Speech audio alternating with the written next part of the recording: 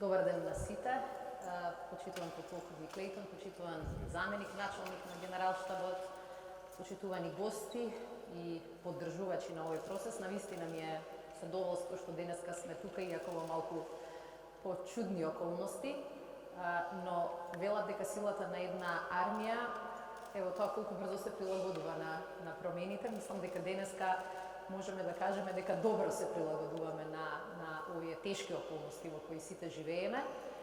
И тоа е една од големите главни карактеристики кои што обично им ги припишуваат на жените, а мислам дека се необходни во една ваква средина како што е армиската. А тоа е таа способност за мултитаскинг и за прилагодување. Сакам да се заблагодарам на многуте жени и неколкумина мажи кои ни помогнаа денеска да бидеме блиску со луѓе кои што се наоѓаат на илјадници километри од нас, но и да бидеме доволно далеку за да си го чуваме сопственото здравје. Кога бев избрана како министерка во еден типично машки ресор, не само кај нас, прилично широк е овој феномен. Пред само неколку дена имав прилика да честитам на новата министерка за одбрана на Белгија и меѓу другото и честитам дека е прва министерка за одбрана во Белгија. Значи не била и Северна Македонија толку назад. Тоа е едноставно област која што во многу и високо развиени држави се сметаше како последен машки бастион. Кога бев избрана, бев свесна дека ќе се соочам со многу видливи и невидливи тестови. И овдека гледам и многу жени кои претпоставувам сте биле соочени со истото. Да те тестираат и да те проверуваат постојано. Мислам дека првите пати кога требаше да патуваме за Криволак со хеликоптер, мислам дека и тогаш имаше еден воен тест врз министерката, ќе дојде или нема да дојде, ќе се одлучи за нешто поедноставно или не. Првиот пат кога почнавме да дискутираме за посета на нашите трупи во Афганистан, и тоа беше некој тип на тест. Министерката ќе отиде или нема да отиде, ќе смета дека е ризично или ќе го прифати ризикот. И тој тип на тестирања мислам дека ни се случуваат секој ден и за тие тестирања во оваа група на жени навистина можеби и не треба да зборувам. Меѓутоа сакам да ви честитам што и во такви околности на секојдневен тест и проверка успевате да издржите и успевате да се докажете. Токму поради тоа постојано тестирање можеби и сме посилни. И навистина сакам да честитам на сите оние кои што во една прилично машка структура успевале сите овие години, не само сега кога го работиме овој документ, успевале да издржат, да се покажат и да отворат врата и простор за тие кои доаѓаат, тие жени кои доаѓаат после нив. Денеска го прославуваме јубилеот 20 години од резолуцијата на Обединетите нации и како и секој јубилеј, тоа е добра прилика да ставиме црта и да кажеме каде успеавме, а каде ни треба повеќе работа.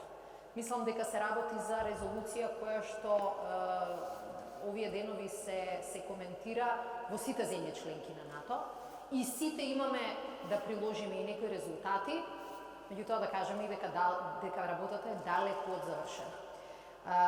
Оваа резолуција Жени, мир и безбедност 20 години е клучната алатка во рацете на политичките лидери за да повеќе и подобро ги вклучат жените во тешки и деликатни па и опасни процеси, кои што не се само справување со конфликт, туку и мировни преговори, решавање на воени и на политички конфликти, како и генерално зголемување на процентите на жени во безбедносните структури, значи сите оние кои што учествуваат во полето на одбраната и на безбедноста.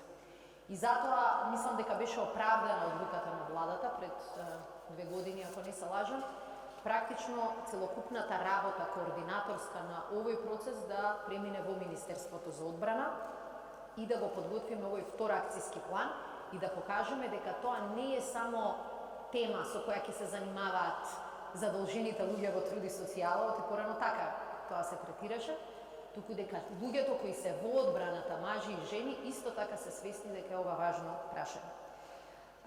Во 3 години навистина работевме на тоа да се смени ситуацијата, не само на хартија. оние кои што работат со мене знаат дека знам да бидам скептична со вака стратешки документи. Затоа што сум видела многу труд ставен на хартија и заборавен во моментот кога хартијата ќе биде испечатена.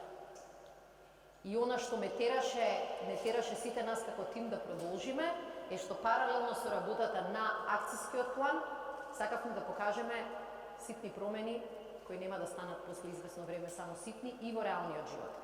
И затоа оставивме апликација за пријавување на вознемирување на работно место, назначивме родови советници кои што се сега присутни практично во сите структури на армијата и ги има и жени и мажи, што за мене беше најголемиот знак за успех, кога сите сме свесни дека е ова важно прашање. Вршев обуки против родовото вознемирување и се трудевме полека воената средина и со практични чекори да ја направиме поотворена кон жени. Тоа е заради тоа што сметаме дека родовата еднаквост и присуството на жени и во овие средини ги прави општествата помирни, постабилни и поотпорни. Или што би рекле, повеќе жени, повеќе мир. И тоа особено сакаме да го покажеме во област каде што ги имало помалку. Затоа уверена сум дека промените не се менуваат со акцијски план, но со акцијскиот план покажуваме дека знаеме каде сакаме да продолжат промените. Залагањето за родова еднаквост не е само залагање за економско, политичко и социјално охрабрување на жените, туку и залагање за напредок и превенција на конфликти. И ако ги анализирате и нашите балкански конфликти, ако ги видите конфликтите во цел свет, ќе видите дека навистина жените обично се првата жртва на тие конфликти. И дека затоа имаме сите обврска да ги вклучуваме претходно за да создаваме општества кои што ќе бидат отпорни кон можни проблеми. Затоа националниот акцијски план за имплементација на резолуцијата 1325 за нас навистина не е само стратешки документ, туку е документ по кој што гледаме како ќе се движи нашата земја како стабилна, како демократска и како отворена држава. Денеска и јас мислам дека и Енди сме тука повеќе за да отвориме. Но големата слика, големата промена, малите чекори кои што велам се неопходни за овие големи документи, се повеќето жени кои што денеска ќе имате прилика да ги чуете и кои што покажуваат дека сме работели на промени во реалниот живот. За мене, овој акцијски план го потврдував секој ден кога ќе именував нова раководителка на сектор. Секој пат кога ќе унапредев нова полковничка. Секој пат кога ќе имавме жени кои што го носат не овој процес, туку и многу други процеси во армијата. И секоја отворена врата за нив беше доказ дека акцијскиот план нема да ни остане само хартија која ќе ја штиклираме. Сакам да се заблагодарам пред се на Обединетото кралство што продолжи да ја третира оваа тема за сериозна. Ние со Обединетото кралство работевме многу прашања во делот на одбраната, стратегиски одбранбени прегледи, долгорочни планови за развој на одбранбени способности. Многу е тешко во една таква голема дебата да најдете место и за темите кои некои луѓе ги третираат за мали. Не се, ама некои луѓе ги третираат за мали. И Обединетото кралство и ние како влада и како министерство покажавме дека не го делиме тој став. И навистина преку нивнијата поддршка со родов советник кој што не донесе во ситуација денеска да имаме цел документ кој што ќе биде заокружен и кој ќе биде само првиот чекор пред следниот процес, покажавме дека веруваме во овие теми. Сакам да се заблагодарам и на многуте државни институции овде присутни кои учествуваа во подготовката, на повеќето луѓе активни во меѓународните организации, меѓутоа и во невладините организации наши, домашни. Сакавме ова да биде партнерски процес и навистина таков и испадна. Но најголемата благодарност сакам да ја упатам кон оние жени и мажи кои седнаа и сработија. И тука гледам многумина, и Катерина, и Весна, сега веќе не ги делам институции внатре, надвор, и неколкумината раководители Афродита во нашите сектори. Сите вие навистина ни помогнавте да направиме документ кој што ќе ни биде од помош и кој што ќе не обврзува да направиме повеќе во овој втор мандат. Честитајќи ја 20 годишнината од резолуцијата, мислам дека како држава можеме со право да кажеме дека за кратко време направивме крупни промени.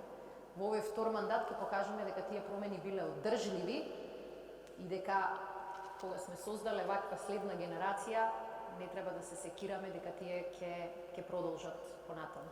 Така што сакам на сите да им честитам за огромната работа. Мене ми беше задоволство да го помагам овој процес, но вистинските работници и работнички се овие кои денес ги гледат и на екраните и овде на столиците. Благодарам.